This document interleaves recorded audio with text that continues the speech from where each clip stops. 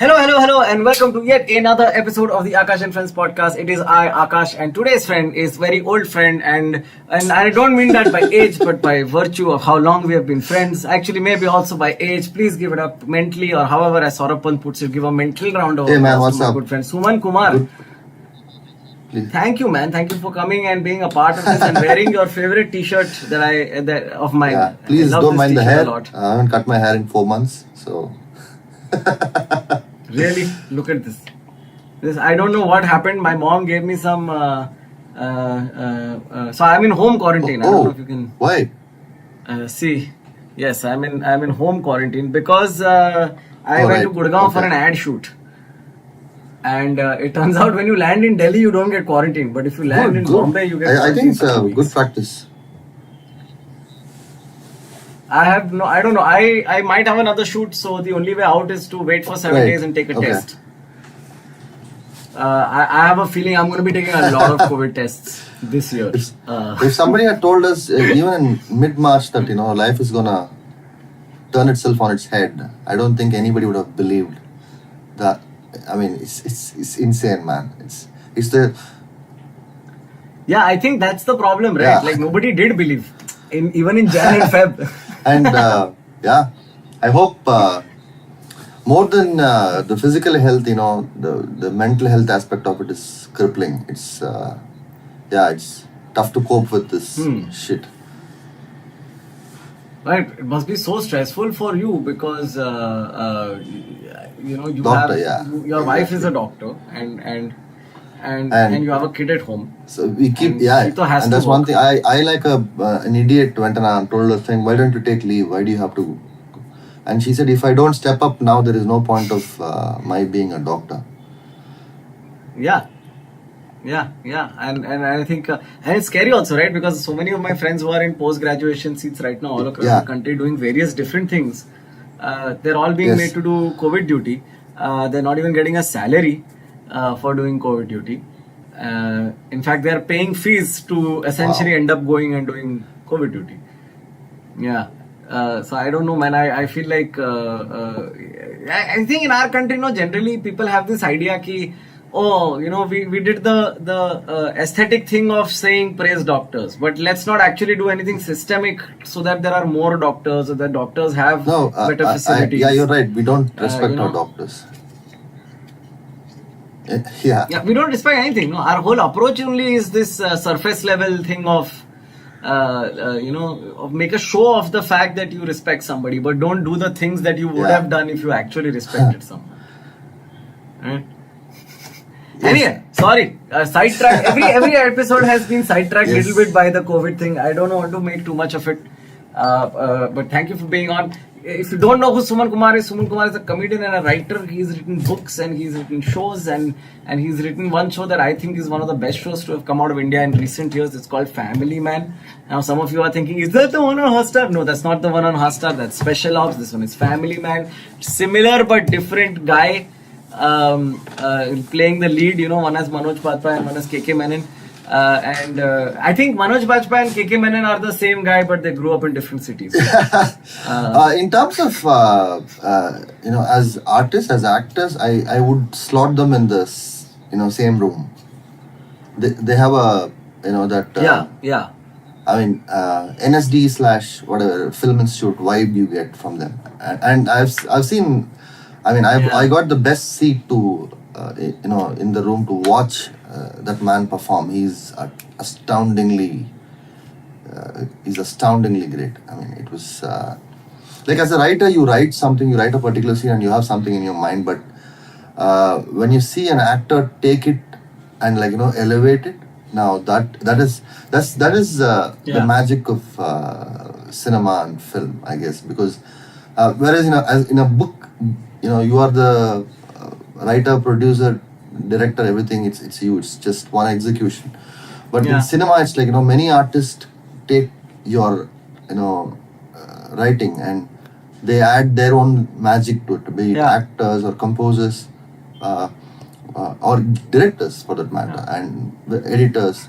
Every storyteller who comes to the table, just it's amazing. And for a noob, I'm making my baby steps in the film world. So for me, it's all like, it's wondrous and magical.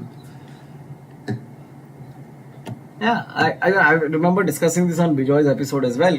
I think film is the epitome of human creativity, right? Every creative thing we do as humans is required in making a film. It's one thing. It reflects the world itself. Like, the probability of a meteor hitting the earth and destroying it is high, but somehow we've managed to survive. Like Bill Bryson says in his book, A Short History of Nearly Everything. He talks about how the probability of creating a protein is 1 in like a few millions or even a billion. I don't know. But then it happens naturally in the world, in the natural world, in nature. But it happened once, right? Like that's what it always boils down to. It only had to happen once, and that's the beauty of it, right? Throughout history, any one of our genetically, previous ancestors could have, like the first multi-cell organism could have just had a rock fall on, and the story would have ended there. Right? And it didn't. That's when I'm reminded of this quote. I think it was an art director who told me this. He said, "Greatness is also about not taking yourself too seriously," and he's right in the sense that we all plan so much and we we build so much, but then all of it can go up in air like that. I mean, the pandemic is an example. I'm just saying, we came back full circle.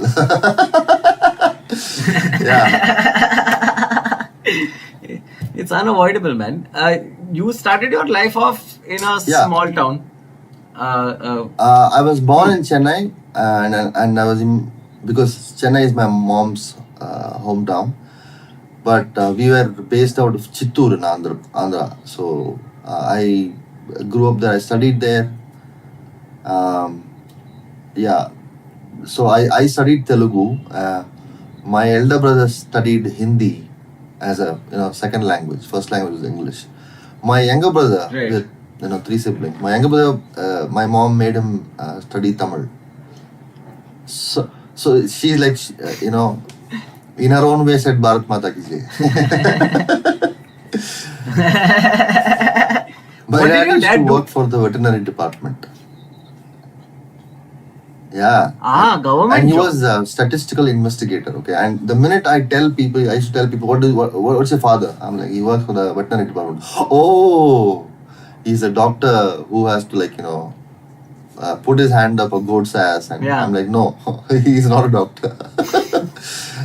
Remember, I said goat.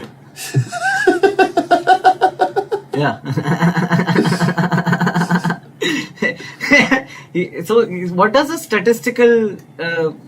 What is I don't think even he knows. I'm sure it involves X. I think it has got to do with the livestock census and something around that. Even I have no idea. Okay.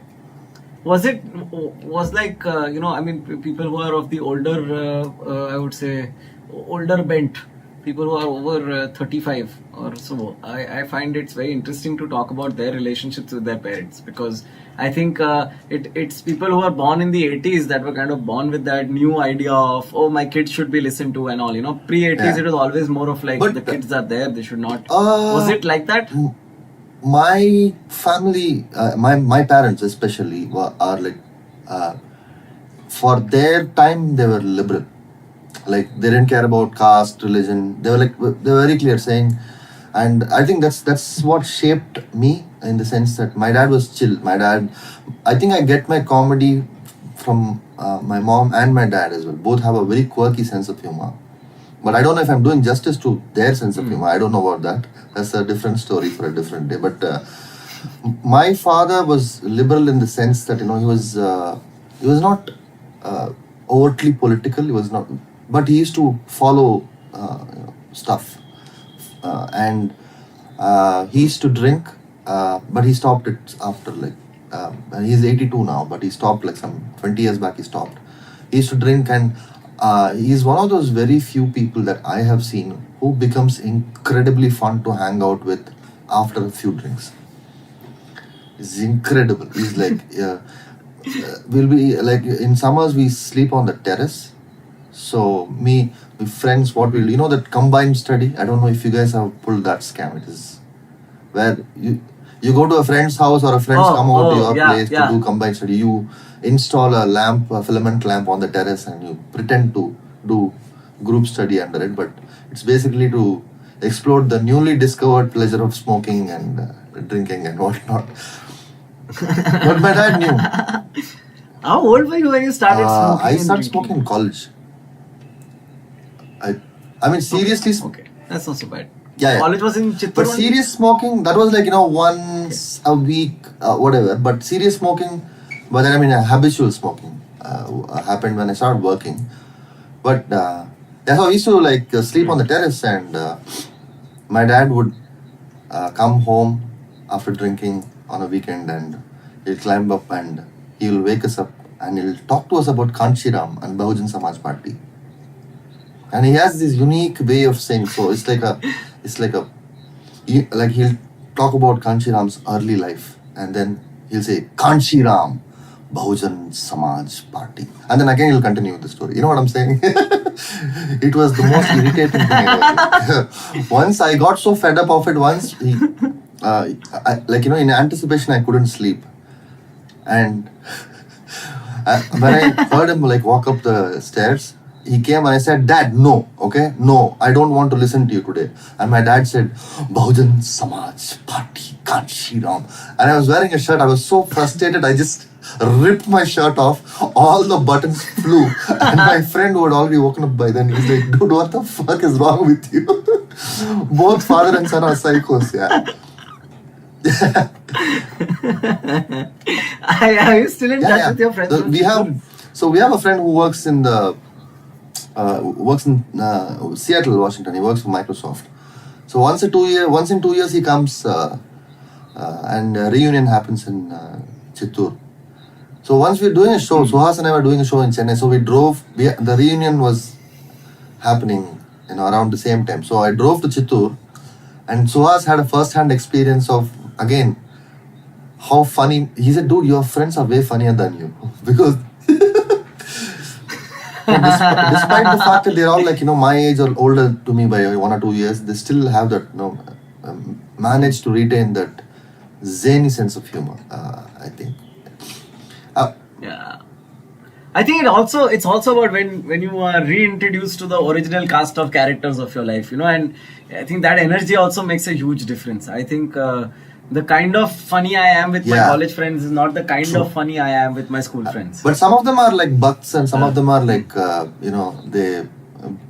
they still plan to graduate from the WhatsApp University. All that is there, but some of them are sane.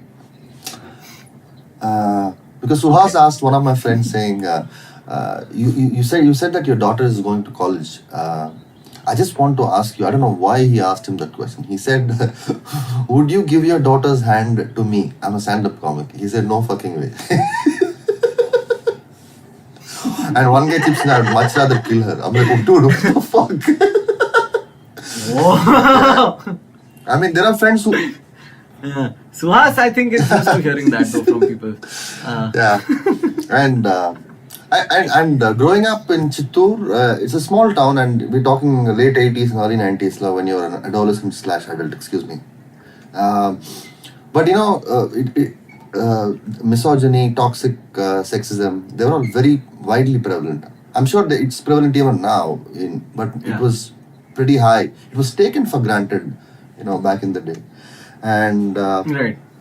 So for me, one of the things was when I, thanks to my mom and all the strong women who, it's like that elephant family where the aunties raise that baby, that matriarch and the aunties.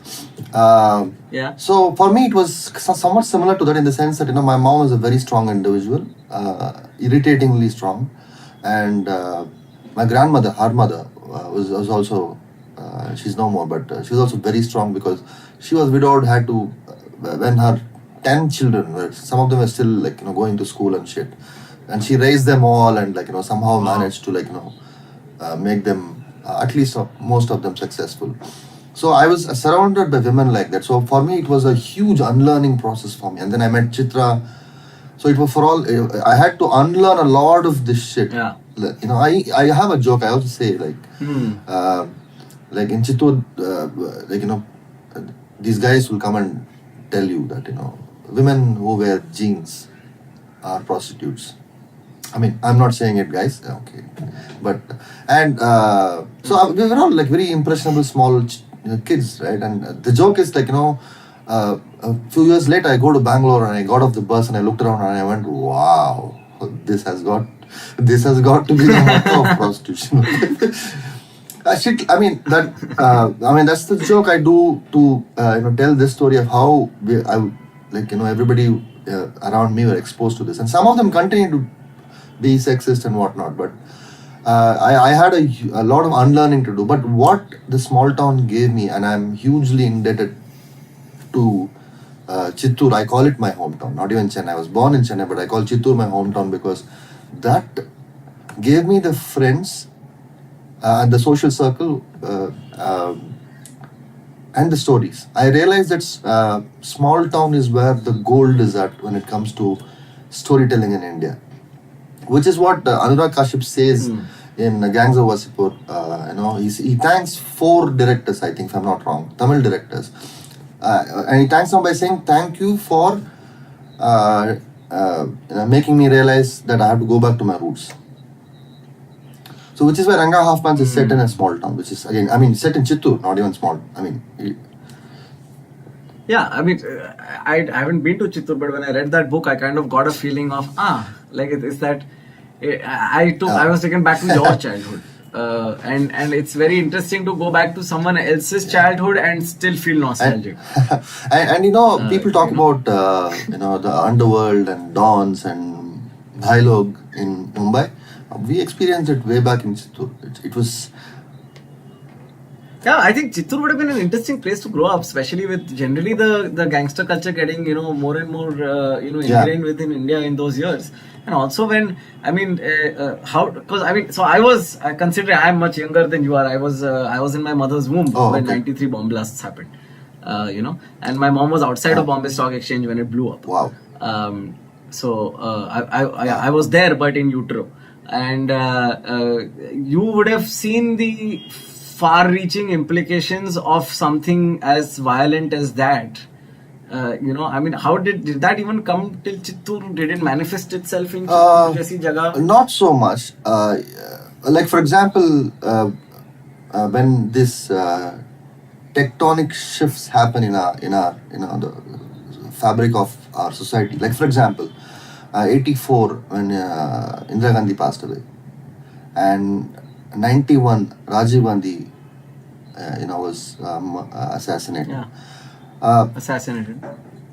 It did have its, of course, it had far-reaching repercussions, but it never ended up in people killing people over that.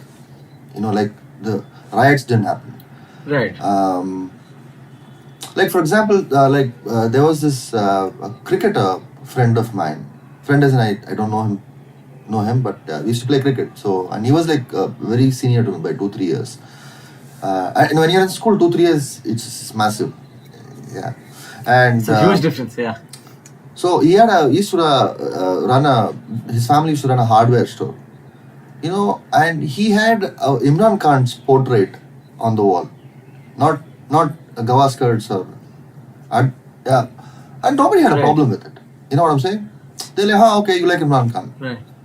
And the at best the discussion would be, bro, why do you support Pakistan, man? Come on. I mean, there are people who used to support Pakistan. Like, you know, they used to, when Pakistan won the World Cup, I remember they took out a procession with Imran Khan's, you know, portrait, you know, and then a photo, and they went in Chittor, in Dargah Circle, all the, like, you know, bunch of them fans. They took out a position, but nothing happened. I mean, nobody gave a shit. But it is unimaginable now. I'm just saying, it's unimaginable now. I think it's also like it's an identity thing, right? Like I feel like whenever I talk to people who are around when Pakistan won the World Cup, I think there was a sense of maybe hey, if we didn't win it, na, they were in, na, matlab it's still in the subcontinent, na, I know, that's no. sahi hai. I mean, You know what I mean? like between India and Pakistan, obviously I want India to win, but between Pakistan and Australia, I want Pakistan to win, because to me it's the Pakistan white to man win. who fucked us over and Yeah. who divided us. So it's okay. It's, to me, the white man will always be the first enemy. Of course, Pakistan is also so-called enemy, but Pakistan government is the enemy, not the people of Pakistan, I guess. So I mean, that's the difference. We continue falling for that trap. You know, we continue falling for the trap, saying a government is not a country.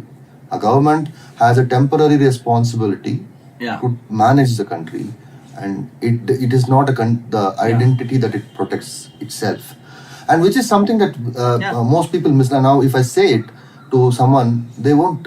Like, for example, if I say anything about any of the ministers, or they'll say, for example, if I say something about Modi ji, they will come after me, right? Which is not the way. Yeah, because I think that's the same thing, right? Like if every Pakistani is at fault for what Pakistan government does, then saying anything against the Indian government is considered unpatriotic, because you are speaking against India as opposed to just the guy who's there in the office right now. And I mean, I have a Muslim. I mean, I should not say this like this, but I mean, purely for context, I'm saying I have Muslim friends. My best friends, while growing up in school and college, were Christians and Muslim friends, and because my parents were, they said they didn't even patronize, and that's important. They normalized it. Who's coming? Yeah, this guy is coming. I mean, who's like, okay, so where are you going? I'm going to Imtiaz's house. That's it, done. I'm like, okay. Whereas Imtiaz's father, one day asked me, hey, Ray, in Telugu, he asked me, like, hey, is it okay? Like, can you take him home? You guys are Brahmins. Is it okay? I said, what? So that is a more basal, emotion. I mean, that fracture is there. It's like, that crack will always be there. After what happened to between India and Pakistan, it's like, a China cup, breaking. You can put it back together, but the crack will always be there, will be visible.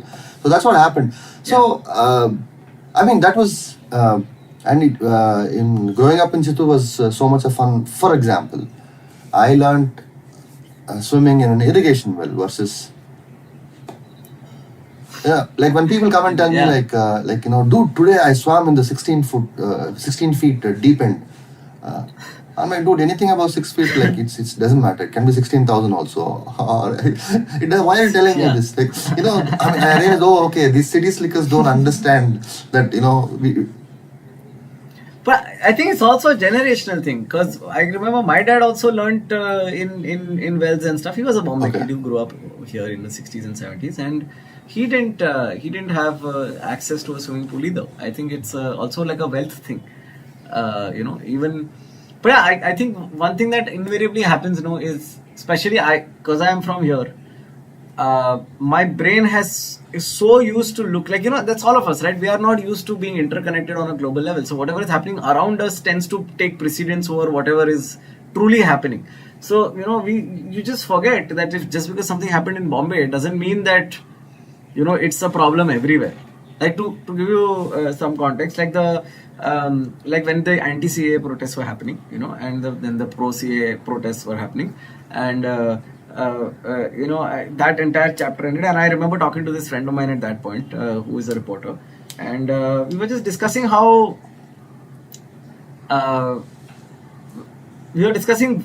why doesn't the government listen to protesters? That was the basic conversation that was going on, and my stand was, I don't think there are enough protesters for the government to take notice, especially because it's such an echo chamber. Like, you're gonna go to a park and protest with your friends, but like, as my twin brother Prakash puts it wonderfully, voter to ghar pe baitha hai.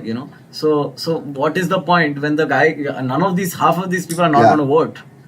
The voter is sitting at home. Now similarly, when Black Lives Matter protest started in US, and after George Floyd, they decided to completely rehash the police in the state, and they took a serious stand. The government took cognizance of the fact that things are so bad. My friend called me up again and he said, see how things are, protest is affecting change. I said, yeah, but a street full of people protesting in America is a far more significant percent of the population Exactly. than in India. Right, especially because since you live in Malabar Hill, you might see the protest as August Kranti and say, oh my god, it's happening everywhere. But the fact is, Solapur mein koi protest nahi kar raha hai. Right? Is that do you see that with people more often, or does that also start happening to you when you move to a big city and start? I mean, living for there all a while? practical considerations, I am a city slicker now because of, I moved out of Chittor in 93, and after that After I never college. went back because Chittor also has the has a not a painful memory, that one of those I was my first heartbreak was from Chittor, and that first heartbreaks are, oh my god, so but so for me, though I have made Wait. You didn't go back to Chittor because you had a not breakup? I didn't go back. I go. I visited. I told you I go for reunions. I go to Chittor. It's not that, but right immediately after I left Chittor in '93, I did not bother going back immediately. I gave it some time. I had to grow out of that bad haircut, which is what. What was the motivation to Greener leave pastures, in the essentially. first place? My dad famously said, Right. I was moping around, sitting at home, doing nothing, and he said, "Listen, if you don't want to move to Chennai, but if you move to Chennai, the number of girls who will come and stand in line to fall in love with you." He lied, man. But I moved to for higher studies, and which I didn't pursue. Pursue. The oldest stick in the book. Daddy, you basically did collaborative study prank, but in a different way. I went there and I said, okay, I want to be a writer. Because I used to write stories. I used to write handwritten in a notebook. I used to finish up 192 pages notebook, unruled, and I write stories. I think I wrote 2 or 3 novellas. And my dad knew that, I was very interested in writing. But at that time, I did not know that, writing could be a full-time, full-fledged career. Because, first of all, middle class. Second of all, when you grow up in this our Tambram thing is that, you have to score 100% in maths and you have to become an engineer. That's it. There's nothing else. Even civil engineering bhi chalega, fine. You won't get the, that much respect. But, yeah. But all my cousins are they ace their academics. They're all in the US. Your brothers? We are unique because we are liberal. We are librandus. My elder brother was he got into IT in 1992. At that time, nobody, very few knew what a computer was, and we were playing Mario on Windows 3.1, I think. Yeah. So, and my brother was the star of the family then. My younger brother Suman is probably the funniest non-comic I've ever known, because he's Everyone has one. Yeah. Everyone has one non-comic. And because of that, I think he saw the futility of this whole labeling. Hey, what do you want to do? I want to do MBA. I want to do MCA. I want to do post-graduation. He knew that it's a over a period of time, nothing's gonna matter, because at the end of the day, it's you that matters. And that guy had some. He was smart, but not so I was average. Yeah. Excuse me. And so he had stories. One of the greatest stories is that his boss in one of the IT companies. It was a boiler company. They used to manufacture boilers. So his company had sent him as a resident engineer there to take care of all their IT needs, like printers and whatnot. So his boss is there. That is the boiler company's CTO, so to speak. He said, I'm not joking, that guy is from MTech from an IIT.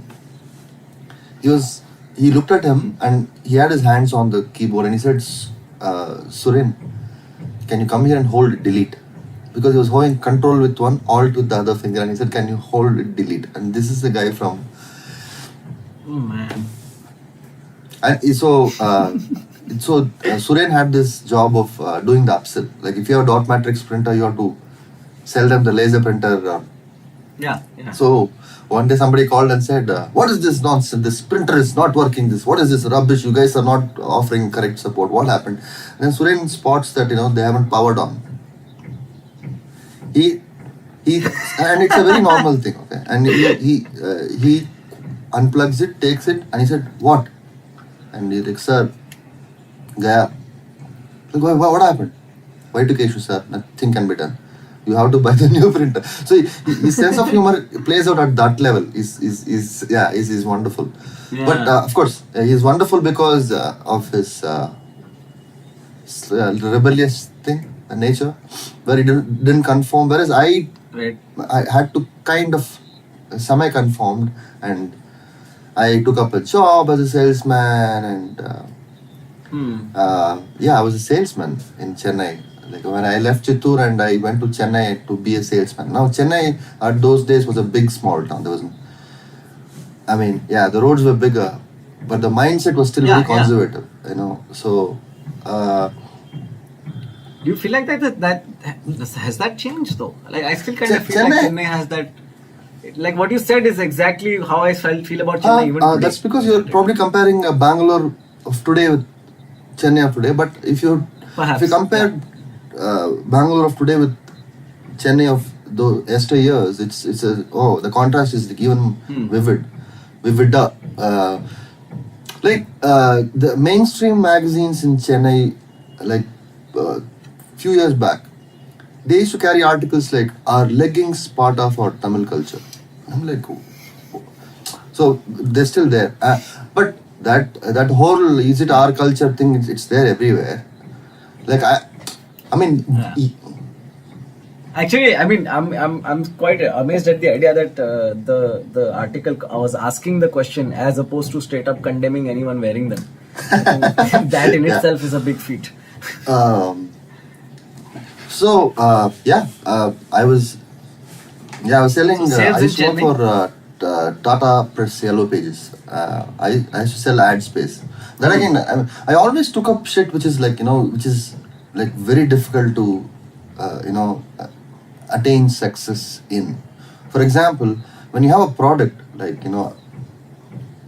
I can show and say, sir, this can do this, and today is the discount, from tomorrow price is increasing, I can sell it to you. But that was my MBA, that was my baptism by fire, so to speak. Because you're telling him, sir, if you give ad in this directory is going to come out next year March, and from next year March your business will take off. Sir, what can I... How can you... Now that's where you need storytelling skills. Yeah. You never... people used to go and talk to people, sir, your logo, how it will look. I never used to talk about that. I used to talk about... never talk about the... Sorry, wrong example, but I learned it from fairness cream ads. They never talk about, we are made with this super chemical or natural ingredient. They always talk about how success... Don't talk about the cream, talk about the fair skin. Similarly, don't talk about the ad, talk about what it will do to his or her life. So, but it was difficult. I have booked ads with undertakers, coffin makers. I have, that's one thing is, what prepped me probably for stand-up also is that, imagine taking a bag, wearing a tie in Chennai, okay, full sleeve shirt, you walk up to a guy, cold call. Yeah. Say some printer, some offset printer. Yeah. You walk in, say, sir, hello, sir. And he'll see at least 20 salesmen at his door every day. And he knows the game. He the first response usually when you cold call is, excuse me, sir, my name is Suman Kumar. I am from Tata. That's it. And My first cold call was that. Yeah. It was, I sat on the pavement and I cried. I was like, I sat next to a, like, one shop, tea shop. I sat there and said, what the fuck have I done with my life? I should have studied. I should have done engineering. Look at me. I mean, some random guy is, but I didn't understand that, I was going to his door. He had every right to say that. And my manager who had another call, he came back and he saw me and he said, dude, same guy will give you an ad, come.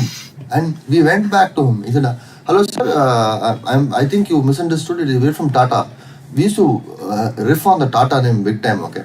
Because our competitor was, M&N Publications, which used to publish the telephone directory for the telephone department. But the deal was, you allow us to publish the yellow pages along with the big directories, the white pages and yellow pages. So their claim was, we are DOTs. I think thereby we are official yellow pages. I mean, it meant nothing. So we were standalone, only yellow pages, right? So and they used to offer 50% credit in Tata's.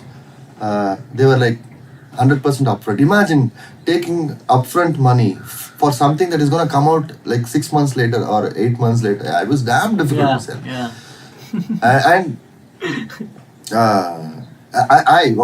Long story short is, within like 3 months, I became the star performer, and one day I booked 17 ads and I collected some 1,70,000, and those days it was big for Tata Press.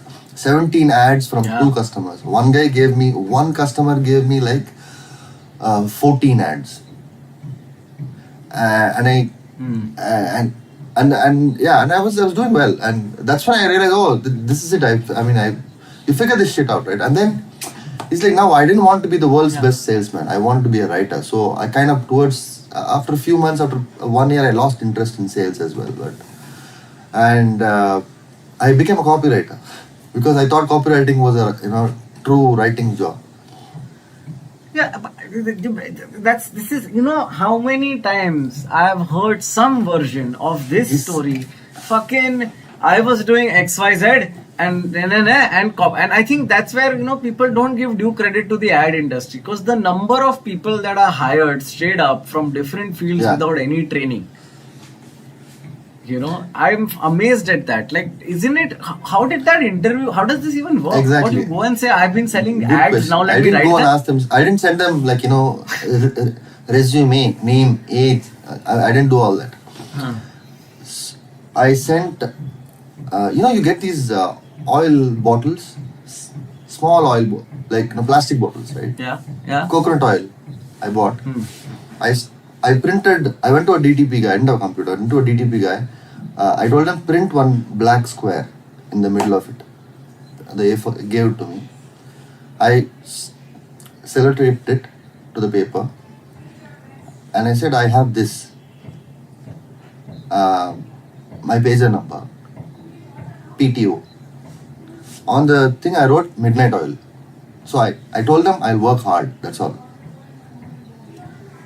So I sent it to, and Suren's friend, I made him go deliver.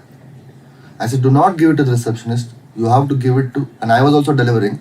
Yeah. I said, call the creative director, go and ask, I want this personal message to the creative director. Don't give it to this. So he will wait, he will give it. And I got shouted at also by one big agency in Chennai called me and said, how dare you? You think art direction is a joke? How dare you do this? And most of them, but however, they really appreciated that, I'm trying to be different. I'm trying to put a different spin on it. So that's how I didn't get a job in a big agency, though I was very close to getting it. But here's a funny story. I became a copywriter in a small agency. And then I was there for 2 years and then I moved on to IT. But anyway, here's the thing. When I was a salesman and I was kind of getting, what do I say? I was kind of getting burnt out and I was getting disillusioned with the whole thing, right? If you closely observe a sales organization, you'll understand that this government, the system, you'll understand the system, because it is, the system rewards obedience, conformity, right? So what it says, you have to do this target, otherwise you will be fired, right? That's the thing. Otherwise you're out of the system, so to speak. So I figured this thing, this is not my game. I don't like it at all. I don't want to do this. And though I have acquired this new skills like, ability to sell, ability to spin a story, all that, And so at that time there was another guy, my friend, Nanda. So he wanted to become an account executive, account management in an agency. Right. So I positioned him as a product. Instead of writing product name, and then the physical characteristic, chemical characteristic, extremely volatile in front of the female of the species. Shit. He got a job, and he got a job in Lintas, okay, big agency back then. I think they have become Lintas Low or something. I don't know.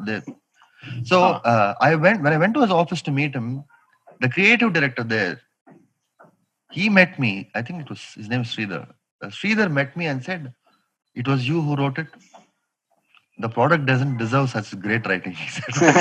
And what Nanda told me was that that resume was stuck on the pinup board saying, and that's that. Though I did not get a job, but what it did was it gave me a lot of confidence, saying, "Yeah, man, there is when you come from a small town and you don't even know how to speak English properly, you can write English. They're two different things, by the way. And you're not as fluent in English, and even though I have that very South Indian Chennai accent, and I'm not, I'm proud of it. I wear it on my sleeve. I don't care. This is something very similar to what my mother used to always say. I made this observation about the two of us. My mom learned English by reading books, purely by reading books. There was nobody to talk to in English. So you never got speaking. That's what they used to do. They speaking practice. Speaking practice is different from reading practice and writing practice. So my mom's spellings are impeccable. Okay. She knows all the spellings of all the words, but she doesn't know pronunciation at all. She pronounces everything more than half. She used to pronounce Hermione from Harry Potter as Hermie. Okay, that's okay. She ate like 4 letters out of that name, dude. I used to go to school and say this Harry Potter and Hermie, and people used to make fun. I, on the other hand, I have learned purely because of television. Like, I know how to speak in English because my parents got Discovery in English. So I have better pronunciations, but my spellings are non-existent. But here's a trick though, viewers. If you want to improve or brush up on your English skills and you're from a small town and you have that whatever, it's okay if you don't speak English. But if you want to improve, read comic books, English comic books. And like Aakash said, watch a lot of movies. For me, it's the same thing. I learned Hindi by watching TV and movies, man. What a little Hindi I know. Okay, at this point, you are in Chennai, you are working at an ad agency, and we are going to take a break and come back after this. For those of you listening at home, I hope you enjoy the ads we have made for you. We'll be back right after this. This episode of the AMF podcast is brought to you by Voter ID Card. Vote देने से कुछ बदले ना बदले, पर OYO में check in का time बहुत कम होता है. Welcome back, second half AMF in conversation with Suman Kumar, and here we are. I hope you enjoyed the ad at the end of the first half. If you did not, तो मैं क्या ही कर सकता है? देखो तुम्हारा life है, तुम करो अब जो करना है. Suman, we were in Chennai together in your in the narrative of this story that we are telling. So I from sales I got disillusioned.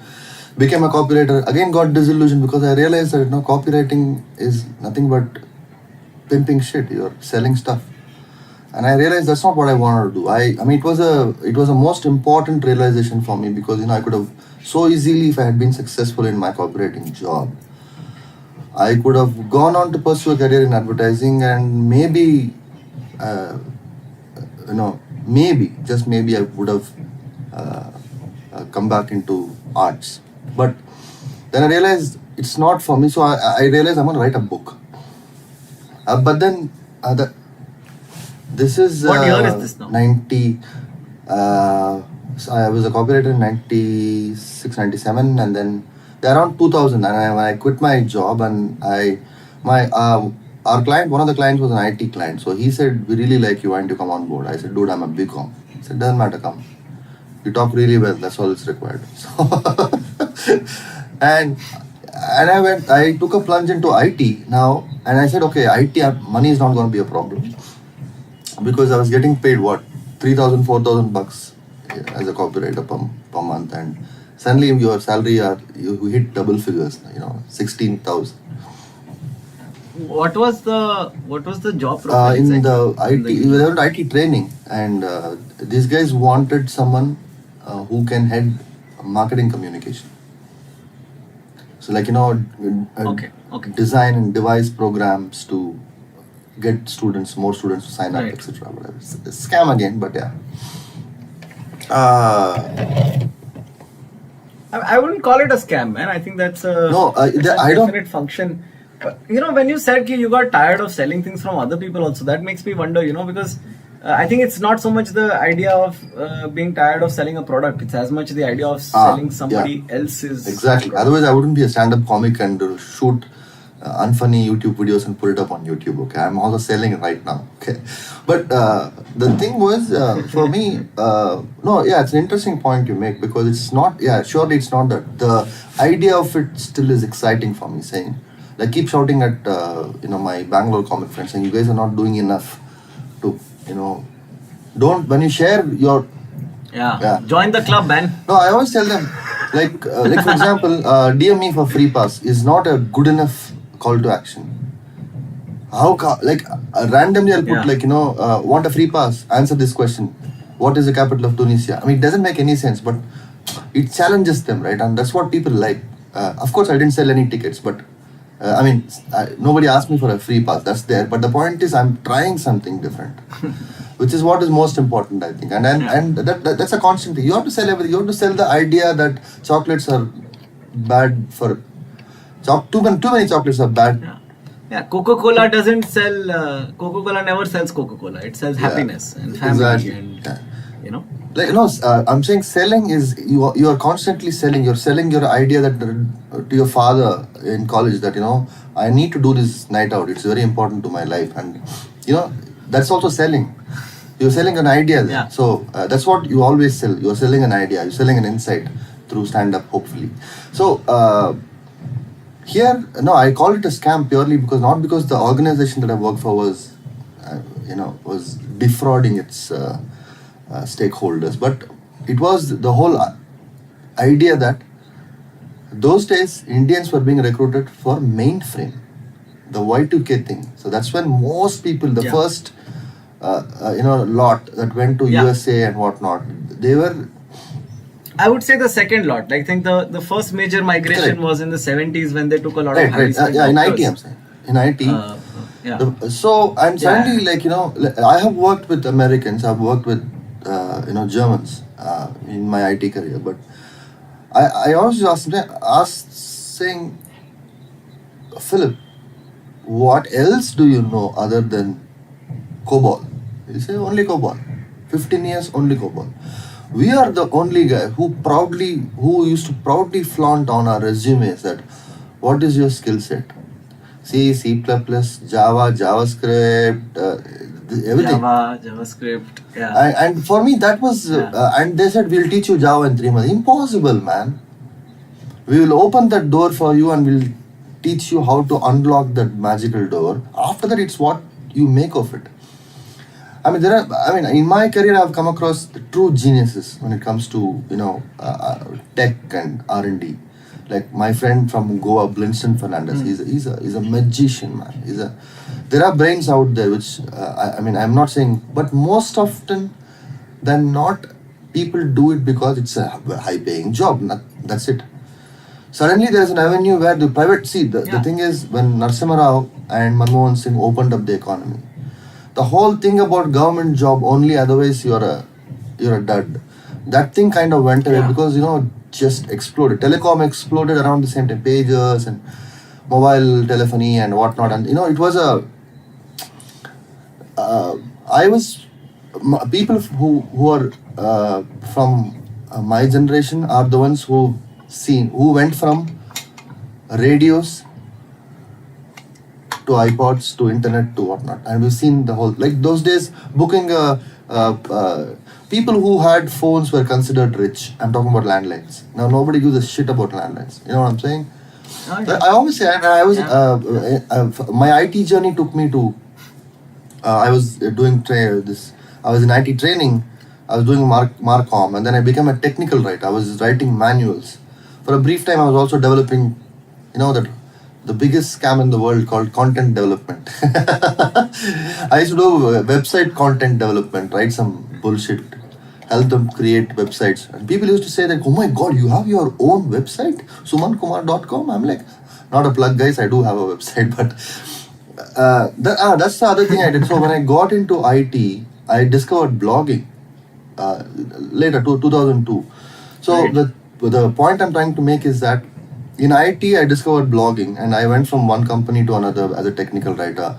And eventually, I got into design, user experience research, and human-computer interaction, all that. Right. So, all of this... Was it at any point a conscious thing, or is it just that you found yourself sort of generally being pushed into this direction on basis of I who think you are I as a went person? towards things that drew me, in the sense I picked up this whole tech writer job because it was well paying, and there was a demand for tech writers, and because software also started evolving. When software products started becoming mainstream, they were required. It was a federal government requirement for products to have manuals, in not just in English but other languages, and so on and so forth. So there was that market created itself. Yeah. I think not a lot of people know this, but I also got my first one of my first gigs was a technical writing job. I wrote screwdriver manuals for a while. I wish I was kidding. I've seriously Nice. written a whole bunch of screwdriver manuals. There was this one uncle who used to give me maybe 1/10 of what he was making on the stuff that he was doing, and basically he had given me like these two manuals, and he had said, okay, I need you, like the products will keep changing, but this is essentially what it needs to be, so I think I must have done some 15-20 different screwdriver manuals.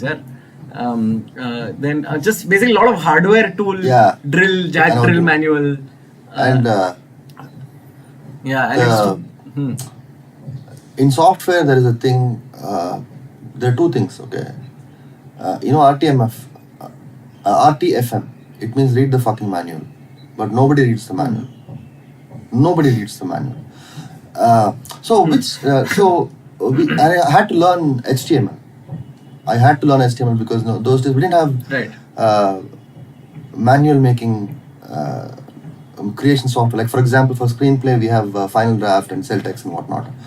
But back in the day we had FrameMaker was one tool. But you write once, publish anywhere type. You write source and you can publish it as a F1 help that fires that CHM file. Right. Or you can publish it to a website. You can publish it as a PDF, and it's one source, single source publishing. It was known as. It was so. But when we started, we didn't have all this. We used to write in Microsoft Word and whatnot.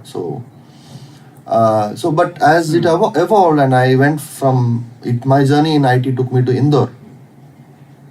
I was in Madhya Pradesh. I mean, never been anywhere beyond. I was in Belgaum, north of Belgaum. I was in Bombay when I was time. in 5th standard for a holiday. I stayed in IIT, and I got lost. I think Ghatkopar. On the way to IIT, I think Ghatkopar is there, no? Okay, so we have my Depends on aunt, where you're uncle. going from. I mean, God bless her. I hope she's in a good place now, because sad thing happened. She had comorbidities and she got COVID and she passed away. That's not even the sad Oh, part. man, I'm She really sorry to passed hear away that, alone man. because her only son is in the US. He could not come. We couldn't go. I was damn sad. So she took us, me and my elder brother, and we went to Bombay, and I was on the local train, and you know how Bombay they push you out. I was in the strategic place and they pushed me out and the train took off. That would have been another Satya story. Who knows, right? But I think I'm in that way. I'm street smart. I quietly walked up to the station master and said, "Sir, I got lost. I got pushed out of the train. The train that went. My uncle's name is Kesavan. He's doing his PhD in IIT. Can you please?" So they immediately called the next station, and they announced, and my aunt and uncle came back and picked me up. And my elder brother was very disappointed. He said, "Shit, I thought we fucking got rid of you." Anyway, so so first time I'm in Indore, and so that's where I started being a tech writer, and so from there I went to US. My dad they sent me to US for on a business visa for 2 months, and my dad was like, "They send BCom people and all to US." Wow, man, I didn't. I said, "What?" Yeah, so I went to US and I started learning. Now I got comfortable with my life in the sense that now I have, money was not a problem, and I had met Chittor then, and that was a long courtship, right? That was some 4 years of pure long distance. That's one. Oof. And back long distance before even BSNL, before even mobile phones. Man, think about this. Before mobile phones, video calling. Incoming used to be charged then. And I used to think, what is this rubbish? And they made incoming free. And then they slashed prices. And here's those days, what they did was there was a time when ISD was very expensive, and then they had this. No. If you call after 11 o'clock, it's 50% less, and all that was happening, right? So, and I'm like, I used to pray, saying, if only. Man, that's so shit, dude. I remember this, dude. We used to wait till late to call my mom, and she was on a and I used to sit and pray, saying, please, I know I'm an atheist, but universe, somehow, please make this happen, please, do something about airfares as well. And then boom, air Deccan came. And these guys started slashing prices if you book 1 month in advance. What do you call that? Some fare it was called. It was called something. There was a term attached to it. So I used to take a bus to Bombay. From Bombay I used to fly to Bangalore first. Indore. A bus to Bombay from where? Dude. What? It's horrible because the train routes are weird. Whatever. So they all go in the quadrilateral bus was faster, I think. I don't know. I'm not sure but also reservations. How many hours of bus ride was it 14 back hours. then? 14 to 16 hours, and non-AC bus. Non-AC bus. This tambaku chewing and oh god, and it was. I used to be in pain, like physical pain by the time I reached Mumbai, and I used to take a taxi from wherever to the airport, and then come to Bangalore, and then spend a couple of days, go to Chennai, meet my parents, hang out with my friends, whatever, and on the way back my flight would be from Bangalore. See, full on planning I used to. I don't know why I think that's so smart, but anyway, so I used to go back to Bangalore, again take a bus or train, whatever, from Chennai, spend a couple of more days and then go. I mean, it was painful, man. Long distance was. And in a way, long distance has come back to us now that, like Adya sleeps in her room, I sleep here, and we never go into each other's rooms. We are maintaining social distance within the house. For now, so yeah. But you and Adya can hang out, right? We play this, our Indian version of our Ludo. It's a board game. It's called. Yeah, I know what the fuck Ludo is. Why no, Indian version. Like Ludo is a foreign it's concept. Not the Ludo. It's not Ludo King. It's not the westernized Ludo. It right. is. So we play with what do you call the seashells? And anyway, I'm digressing. Okay. So I had to learn HTML, and because of that, I realized how 99% of the website they continue to be shit because it was poor design. They don't consider usability as an important thing. And so I started attending seminars, and there's this my friend of mine from Chennai called Kriba Shankar.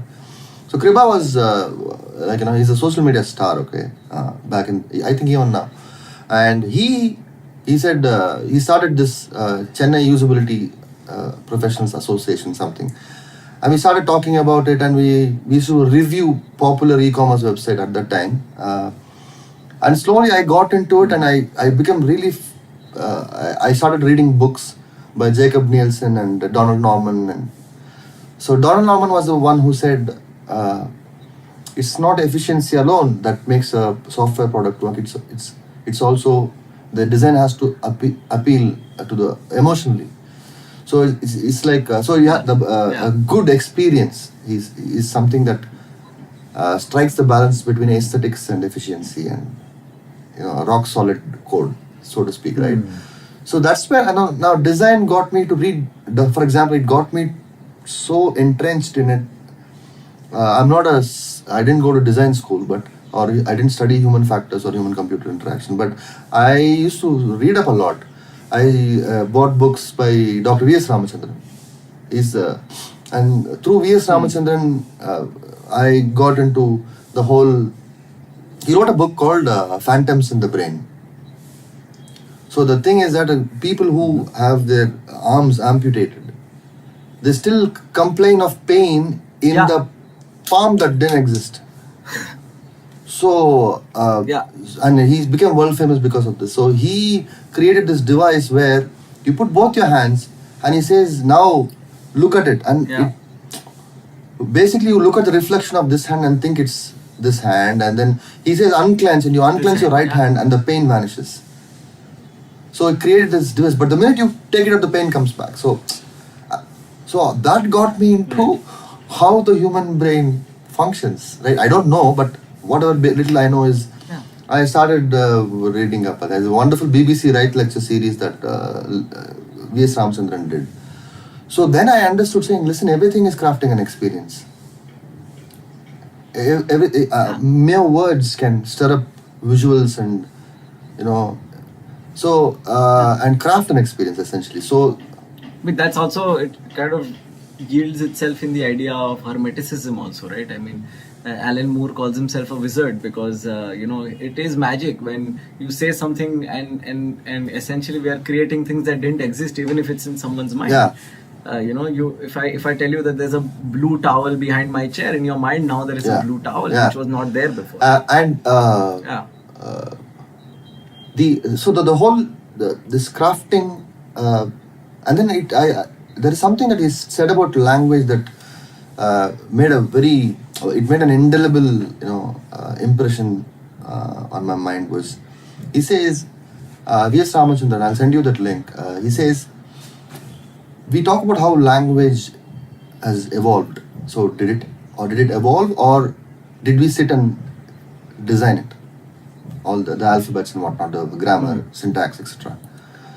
So for that he does an experiment saying, so he drew two shapes on this big board. One was this bulbous, huge spherical thing, and one was a jagged, sharp thing.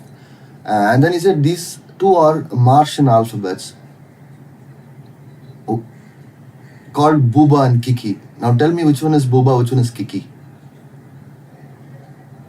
99% of the time people call that sharp, jagged edge thing as Kiki, and this is Booba. Kiki. And he says that's language evolved probably from sound. I don't know if that's what he's saying, but he said that we are synesthetic by nature.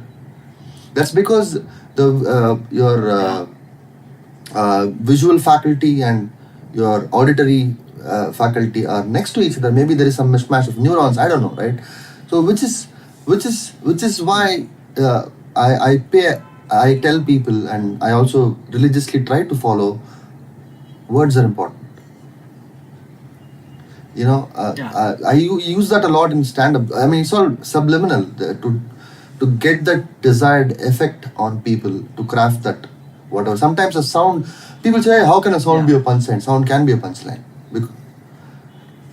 Napa Vale, motherfuckers.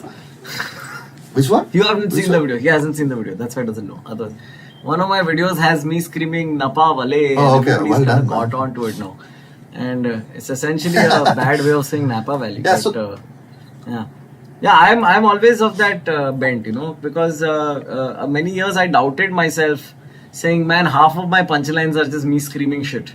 Or just making sounds, and is that even writing? And then I think I was talking to Rohan Desai once, and Rohan Desai pointed out it's not about the number of words you use or the syllables in the word or anything. It's more about whether or not what you say and the way you say it converts to what the audience is understanding, which makes it good Correct. writing. Yeah. I don't know if you agree with I- that, but like now I feel more the confident. other thing is in what I learned I have learned now I've learned the basics of crafting an experience. I mean, whether it's a product, whether it's a story, whatever it is, you are crafting an experience. One, and I understood the importance of words. And by this time, I've been blogging. My writing was shit, and slowly, I started becoming better. You know what I'm saying? I started making fewer mistakes, not lesser mistakes. You know what I'm saying? So I went from lesser to fewer. So Yeah. and I kind of got the knack of. I was always a storyteller, but now it's like Stephen King says. People say I don't believe in grammar. I think as long as you understand what I'm saying. No, if you are a designer, you need a toolbox, and your toolbox is grammar, is language essentially. So Grammar. I'm not. I'm not an expert in English grammar, but I'm okay. I'm okay. I think I'm above average. But so I started writing. My writing changed because of that. You know what I'm saying? But then when you start reading, when you start learning a new art form like stand-up comedy, for example, it was completely new to me, and Yeah. It's just there's so much. There's yeah. way And more suddenly, dimensions to it like now. you Suddenly. listen to what people who have been doing already. You take it for whatever they say. You take it at face value because no, they've been doing it for a few years. Then you are noob. You just started, right? So I remember, like when Veer Das came to Bangalore, somebody was complaining. I mean, dude, his punchline is like mother chodar ben chod, okay? And I'm like, yeah, man, what a hack. I said that. But then that is like taking his joke out of context and just saying how we Holding on to that one word. Yeah, I wonder As opposed to how people complain saying, hey, that joke was taken out of context, bro. I mean, people don't know. We also do it. We're also like, hey, it's a hack, bro. Then I said, okay, I don't know what was Veer's joke. How can I be? So I mean, you evolve. I mean, whatever. So similarly, I understood that stand-up comedy is also about or script writing or writing a novel is you are crafting an experience, and that's where all this learning, whatever little I've learned, whatever I've picked up over the years, helps me a lot. For example, when people say in comedy there's something called as rule of three, I'm like, I know it already. It kind of makes sense to me because I mean that is knowing the grammar. I used to do it naturally because it made sense. Anyway, that's how. But then because I was in IT and I was making not so much of money, compared, it's relative. I don't make so much of money anyway, so it's never enough, guys. So Chitra asked me, like, listen, I want to go to America to pursue my studies. If you are going, and I said no, I will regret it all my life. I said no, I want to stay back in India. This is my country. I mean, it's not like you bail on your country, That's what I thought. It's like we could have spent a few years abroad and come back and said retired here. I'm just saying, but I was very young and stupid, so I didn't go to. Now nothing has changed. I'm just old and stupid now. But anyway, so I went to. I mean, we got married, and she pursued her post-graduation in. She did it in Chennai, and then after getting married, also again it became long distance. I was in Bangalore, she was in Chennai. Yeah. What were you doing in Bangalore then? Yeah, I did. I was still in doing IT. Right, and did you? did you start? I mean, what was the first book that you were trying to write during all of this? It was always Ranga Halfpence. Always. It was always Ranga Halfpence. So how many? Dude, that's insane to me. No, I never. Years? I say I have this idea. I'll write up one synopsis, and I'm like, yeah, I'll write character bios. I'll do all that, but never write the book. Writing is discipline, man. Like. Yeah. So no, but that's what I'm trying to get at. Like, how long did all this other stuff go on around Ranga before you actually sat to write Ranga? So once. Sorry, Ranga. So once we had our daughter came into our lives. 2010, my daughter came into our life. I got married in 2004. So my Chitra, being the super achiever that she is, she says, you know what? Now I'm taking a break because there's a baby in the house. I'm going to write entrance for doctorate in medicine. And she cracks the seat and she says, I'm going to Calcutta, but I will go only if you are going with me. And I said, what will I do, man? There's no IT in Calcutta. At that time, there weren't too many opportunities.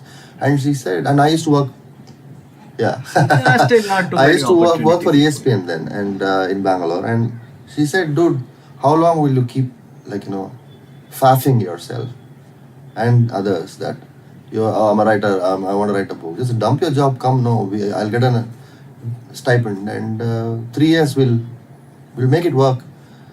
And she said the worst that will happen is you will never make it, but I will, once I come and become a doctor, I'm gonna start my career as a doctor, practice all that. So you can stay home and continue writing until you become successful. And I said, yeah, but that's mad confidence that she has in you. That's an insane, she's taking up a lot of risk. No, it was a very, I would say, it was an astute idea, if you think about it. What is this? She knows that we're not extravagant people. We don't believe in buying fancy cars or buying apartments just for or land or whatever just for the heck of it. She's a traveler. She's like, I want to see the world. We'll that's what she said. Take care of your daughter, our future, whatever, secure it.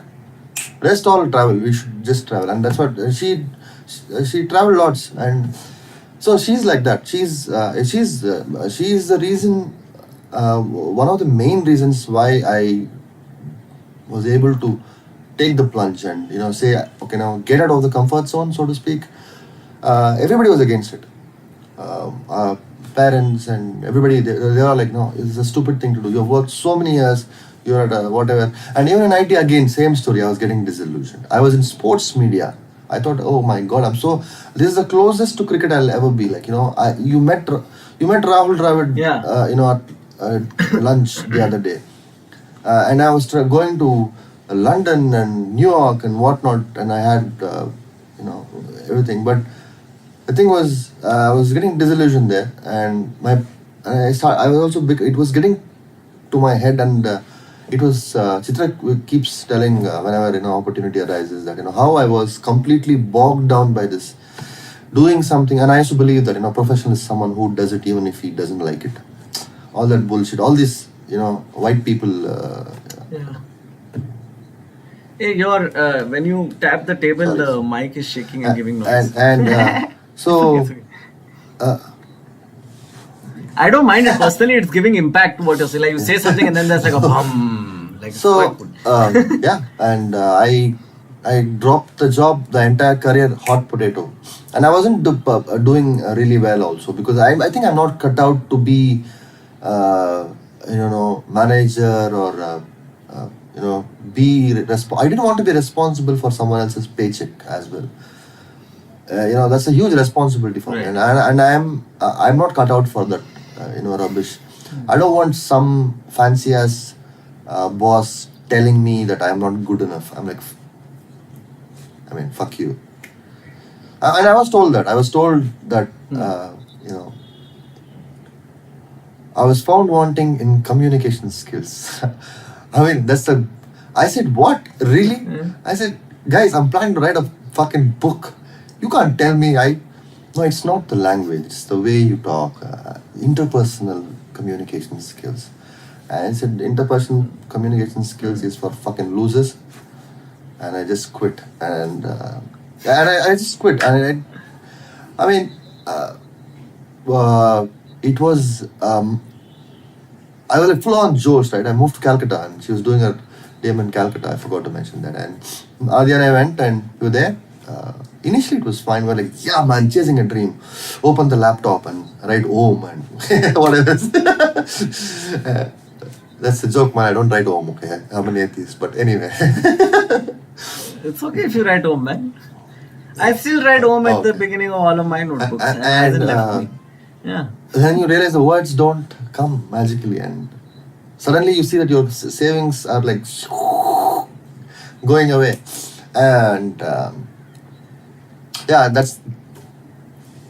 And you were essentially a Stay-at-home house dad. husband, right? Like you were House you were the husband, yeah, home- everything. Yeah. Stay-at-home dad, right? Like you were the one taking. Yeah, I don't mind. Whatever I you don't wanna mind being a call it. household. It's not a derogatory thing. Yeah. Yeah, exactly. Oh, And you had to take care of the kid. Yeah, and I used also to. write the And at book. that time she was like 3, dude. And yeah, I hate that phrase, man. So your wife wears the pants in your house, huh? No, fuck. I mean, it's 2020 and people are talking about how pants is a male thing. It's so dumb. I got Yeah. At least it's gone from prostitute to yeah. male thing. You know what I mean? Like at least Yeah, now the yeah, one wearing and- pants is in a prostitute. And so it wasn't. It was a very tumultuous phase of my life where anxiety just kicked in, and I started like we fight a lot and go nuts, mental. I used to go nuts inside. And then she said, you know what? Maybe I should go back to a job. All these things happen. All these, existential crises happened many times. And I realized that, but one thing was I was watching I don't know how many men world over, not just Indian men, how many men get this opportunity to watch your child to grow from the best seat in the room. The first step, the first word, everything, man. It is mind-boggling. To watch her, she'll be watching Tom and Jerry, and all the classical music things that they play. She knew them by heart. Yeah. And she'd be like, tuk, tuk, tuk, tuk, tuk, tuk, tuk. She used to do all that by herself, sit in a chair and watch and hum this whatever. And I'm like, oh my God, she has the ear for music and all that. It was magical. Yeah. I'm not trying to overtly romanticize it, but this is something most men don't get to do because you are the hunter, right? Absolutely. Yeah. Yeah, I mean, fuck off, really. So, yeah. You are the hunter. And I always make it a point to tell, saying, take 6 months off and just watch if your wife is expecting and if the baby is on the way, just take 6 months off. 1 month off. Just watch the baby and give her a break. That's also because they have done all the hard work. We know how much work you have done in terms of contributing to the baby happening. So, and finally, at one point, I went for a holiday where Chittor just gave me $20,000 and said, "Go on holiday. You haven't gone birding." I'm a bird watcher, by the way. And she said, "You haven't gone birding. You need that thing, so just go birding." You also need to stop tapping the table. I mean, you see how I'm drawn to all these things. I became a birder. When Chitra went to study PG, post-graduation in Chennai, I became a birder. And I just threw myself into it because that was my way of probably retaining sanity, because birding is meditation. It's you go sit in the field. When I say field, I mean woods or and you sit there waiting for this bird, and it's penance. It's like 2 hours, 3 hours, nothing happens, and you come back home. And that's the thing. For me, photography was an excuse because I'm not a good photographer at all by any means. But for me, it was like, if I get a good photograph, I get to show off, right? So, but what I truly enjoyed is like watching birds. Like we have an owl who comes every night, like around at some ungodly hour, and comes and they have this beautiful call, screeching call, the barn owls. Yeah. So I went to this place called Neora Valley National Park in Darjeeling district. It's so there I went to this place called Lava. It's a mountain hamlet which is just outside the Neora Valley National Park, which is practically virgin. There is not too much of a human footprint there. I mean, it is there, but not so much.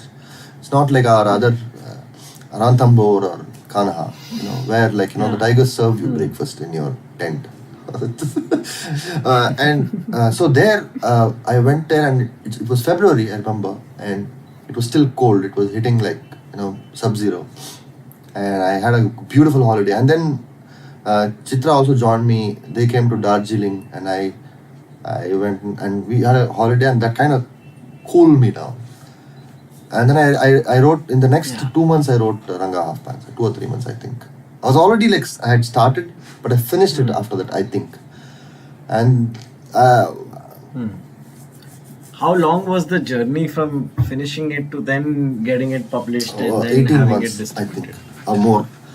Because I was, so I wrote it and I had the draft with me, and I was, you know how it is, right? You don't want to put out that YouTube video because you think it sucks, but somehow your friends say, Macha, put it there, it's nice. And it's the same thing with books. You don't want people to laugh at you. And what if people say, oh my God, you're a writer, how come there is a typo? Then I said, you know what, it is what it is. And so when Sita Menon, who's a good friend, Sita Menon is the one who wrote Shore in the City, Go, Go, Gone. She wrote it along with Rajan DK. She's a good friend, and she randomly asked me, so tell me something. Remember you were telling me about that book that you were writing. What happened to it? I said, Sita, I've written it, but it's there. She shut up and get in touch with. So she put me in touch with one of India's best literary agents, Kanishka Gupta. I sent it to her, and Kanishka said, I'll take 1 week at least to read this and I'll get back to you. I said, okay. 24 hours, he called me back and said, boss, let's do it. And this is exactly how I also read Ranga though. I don't know if you remember the conversation we had around that time, because I got a copy and I said, yeah, I'll get back to you in a while about it. And then I had finished it next morning. I could not put it down as soon I don't know, man. I binge read it. I don't know, whatever, I don't know, whenever I write something, people Family Man, everybody binge watched it. And I'm flexing, I'm sorry.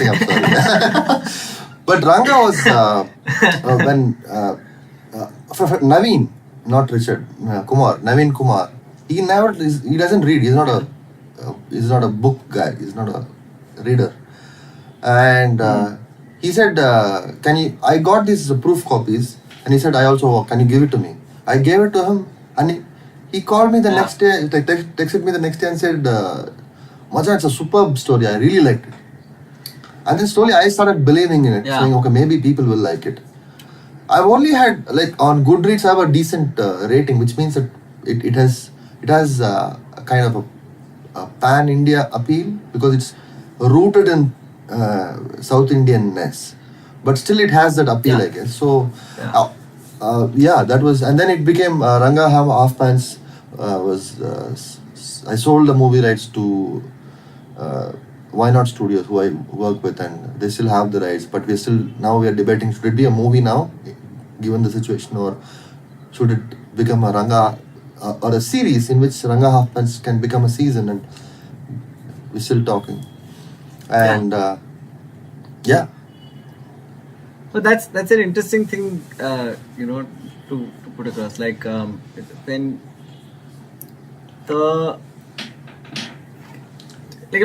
we tend to aim to create something, and every time we create something, I feel like I want it to be something. I ask myself that one question. I used to always the question would haunt me: will this stand the test of time? Will this be relevant 5 years from now? Does this have shelf life? Is this the best thing I can put out right now? And with comedy, I kind of made my peace with the fact that it's going to be a process. It doesn't always need to be, and it's all of this is not for me. My stand-up is not art yet. It's just me practicing a craft so that I can one day make art. But I'm working on this rap song right now for all of all the things, the entire idea started with my friend Shashwat from the last episode. Coming up to me and saying, hey, I have this beat, and he sends me a lot of the music he's making, and we always discuss what he's up to and stuff like that. So he sent it to me. Apna Shashwat. You also know. No, not from fucking Shashwat Bulusu. Remember the day you stayed over at my house, we stayed up all night and got high on alcohol. And Shashwat still goes back to that night and says Suman Kumar is like the coolest guy. So he sent this beat to me, and I didn't want to rap on it, but I just went, I can't not rap. So the entire verse just ended up being about how I'm the wrong person for the job to rap on this, and I remember I was terrified to send it to anybody for a few months. And then I sent it to two of my friends who are rappers. One of them is on it also. And what one of them said was just, it really got it. I said, is it a good verse? Is it a good verse for a rapper? He said, Aakash, you should know better than to make something that is good based on an archetype. You wrote this song for Shashwat. This is you talking to him. It doesn't need to be the best verse ever. Every verse can't be the best verse ever. Some verses are just what you feel then, and that in itself is enough. And I think Ranga Half Pints that way it captures a feeling. So it doesn't need to be the most nuanced, most fucking whatever. What you just said, man, that I'm also learning to be a writer. Like for example, my association writing Ranga Half Pints taught me how to write a book. But is that my best work? No, it's not. That's what Chitra says. Like she's like, Chitra is my wife, guys. Anyway, so okay. I think they know by now. So she says that that's not your best work. Fine, but you have come a long way. Because she has read my so I wrote another book. Completely biographical, and she read it and said, dude, it's shit. And it was shit. And so she said, you come from there to Ranga Half Pints, this is a massive amounts of improvement. And this whole obsession with, that's the point, I'm just adding to what you just said, the obsession with the best, is it the best, is flawed in a certain way. Like for example, in photography, they ask, do you have a sharp image? I'm like, why? Of course, I know, as a designer, I know why it should be sharp. Like the reason why people say that it's such a sharp, nice nose he has. Sharp is nice. You know what I'm saying? Clarity is everything. Exactly. The reason why people say a sharp nose is a good thing is because it minimizes computational labor. Your brain need not figure out the entire whatever different, not so sharp nose. Yeah. Okay. It's because your brain once it looks at the edges and says, okay, nose, okay, nice, and then it releases it probably rewards. It's like your brain. You are the monkey and your brain is the master, and it rewards you saying, sharp nose, right here, take some dopamine, and you're like, which is why, and also, which is why it's a flawed philosophy, number one. And I've seen some great photographs which don't conform to the so-called laws of photography, because art is not something that you do for others. Art is something that you do for yourself, because honestly, it's the journey, because that's what keeps you awake at night. That's what keeps you alive. I'm not trying to be romantic or whatever. It's just that what is the one thing that really gives me happiness in my life is, what is it? Writing stories, writing screenplays, and Say your daughter, Suman. Say your daughter. That you have to say. As a vocation. Of course, my daughter. So, I'm writing a graphic novel for her, by the way, which is in the works. And so, Do you Yeah. Sorry to, because we are I don't like pushing people along. I feel like most people watching the podcast, we are halfway through the so I don't know if you know, but we are doing 52 brilliant. episodes in the first season, Wow, which is man. a year's worth of episodes. So you are 27, Halfway you are mark. just Yeah. over the halfway mark. And one of the things that I like, people would know you for Family Man, and I think we can always discuss Family Man, but I feel like the journey from point zero to Family Man is really what I am most interested in. So hence I don't want to really push you too fast through this. But how did that jump happen between Ranga, which is essentially a literature piece of work, and Family Man? Well, I remember you telling me about Family Man, and I personally was like, I was also like, wait, what? How? When? So how did that jump happen?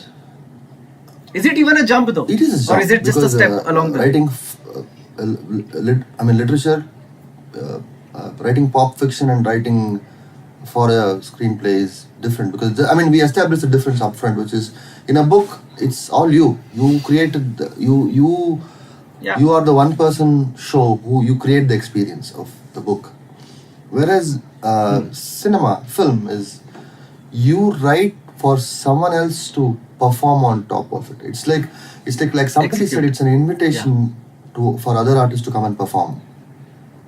That's what somebody, I don't know who said it, but so it took me a lot of time to understand what it exactly means.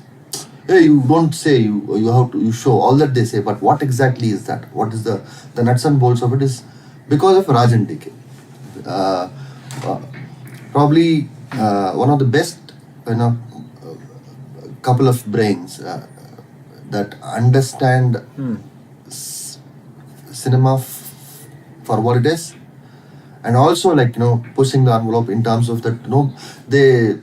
That's I'm not saying it because they are my friends and they are my producers and directors, but that's the truth. I was friends with DK. Were they friends before all of this, or DK and I were schoolmates, and DK and I were the only guys who used to write stories on notebooks, and we used to exchange the stories and critique each other's work. But DK is also, he's the brain. He's like he aced his academics, and he was a topper, and he did engineering, went to America for work, all that. And that's where he met Raj. That's their story. So when they moved back, and I think, I was not in touch, but I used to message DK once in a while, like, hey, I was sure, man, that song was awesome, man. And he was also like, he told me once, when I told him when I was in the US, I called him, and I think he was in Minneapolis, I think, and I called him, and he said, you know what, we are the only two guys from our batch who are still pursuing our dream. You haven't given up on writing. And I've also given up on writing, but I'm pursuing something else altogether, which involves writing, which is filmmaking.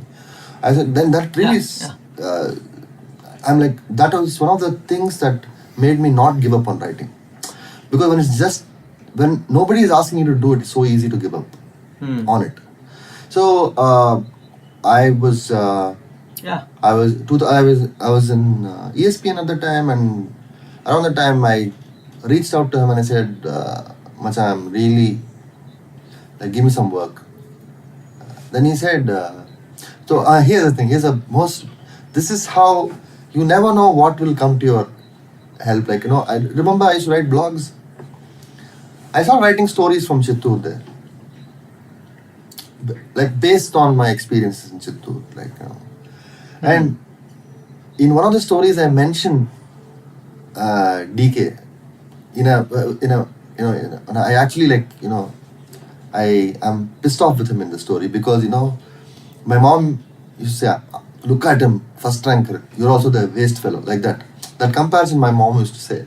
My mom used to, bring up many times, and I'm like that guy, man. And he also had he got a mustache and I didn't. Okay, so I was I know. So somebody battle lines pointed are out to him drawn. saying, "Hey, I don't know how, but your name appears. Is it? Do you know him?"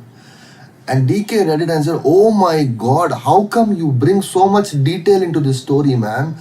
How? The detailing of it, the story of it."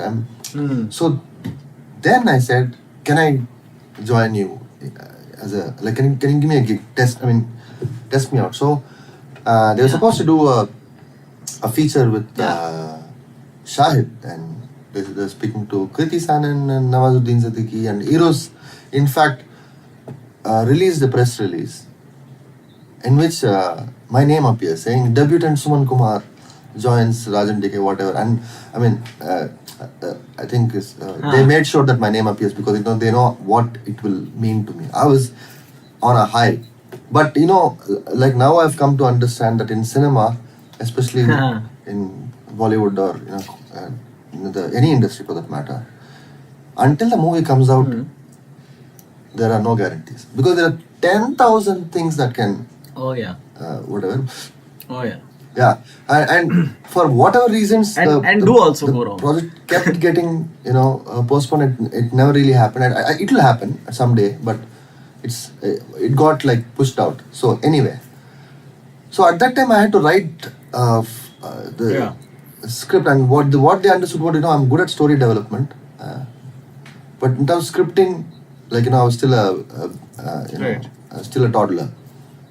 Slowly I started writing, and with family, man, they kind of handheld and said, "You have to, there are 10 episodes to write." So I co-wrote with them, and so we created Family Man that way too, because when Amazon was coming in, suddenly we have had that idea for at least a year now. Family Man was supposed to be a movie. We had this idea, but then we said, "Okay, can we make this and pitch this as a series?" Because Amazon was asking for stories, and that's how. And we pitched. They pitched. I wasn't there, and they pitched, and they picked it up, and I love doing this. And the rest, as they say, is history. So I wasn't honestly expecting Family Man to blow up like that, but it's till date, my biggest achievement in life is, like, imagine. Yeah. What the also fuck? you're supposed to say your daughter's name. Like I know. I know.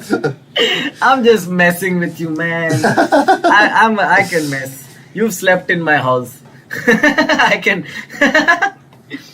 Man, I was just, the other day, when I stayed over at a friend's house in Delhi after the shoot, and I was just discussing all the houses that I have stayed at over the years, and I don't know how many people tend to do this, but as comics, so we do this a lot, you're going to a new city to do open mics, you're obviously not affording anything else. So he's walking, and obviously the friend I was living at, he's not a comic, they're civilians, as we call them. I was like, so I stayed at Naveen's house, and then every time I would say a name, like to me, I'm not thinking of, because I don't see Naveen Richard as Naveen Richard, right? Like, I lived at Zakir's house, and I lived at this, and you've come to my house, and so many Chirayu and all have lived at my house over the years. And I feel like, just, again, even in the last episode, we were just discussing this. We don't really realize it while it's happening, but, sometimes I like to think, oh man, 10 years from now, somebody is gonna, be like, that writer Suman Kumar and that comedian Aakash, those two. They used to fucking hang out and listen to random Portuguese music together, dude. Random Portuguese music, yes, that's true. Yeah, that album was really something. I remember both Shashwat and Suman were at my house, and we were all considerably buzzed. Yeah. And just all of us had this experience together, where we just, all of it, the music took us. And for 3 songs, Suman is like, wow. 4th song, we look at Suman, he has passed out. Yeah, and so Family Man is now, obviously, season 2 is in post-production. Is there? What? Is there... Is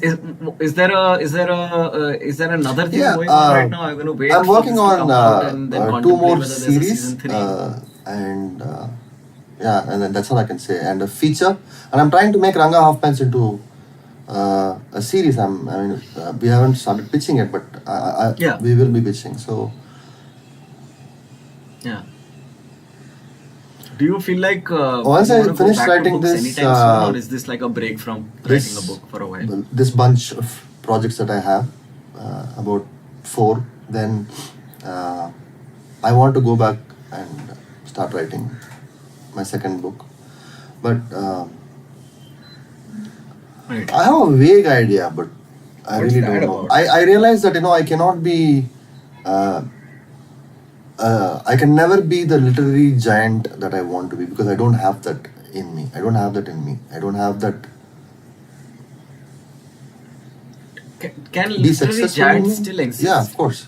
In today's modern era, do you think that's a no? I mean, like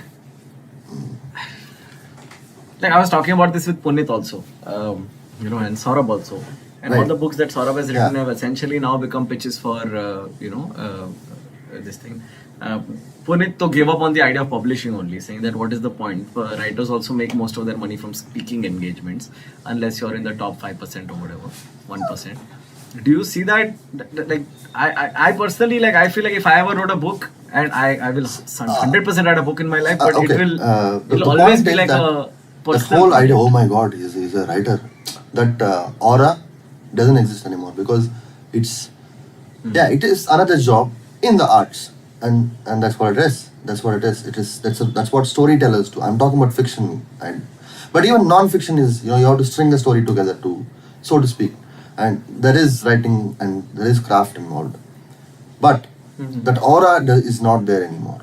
The aura of, oh my god, he's a writer, right? Like, Yeah. and I am a storyteller, okay, and there is a reason why I tell this, the kind of jokes that I tell, whatever few jokes I have, and the kind of movies that I am really excited when somebody says, hey, this is the idea. I'm like, oh my god, I want to write that. And for each art form, there is a certain thing that excites me. So I want to tell stories in as many platforms as possible, number one.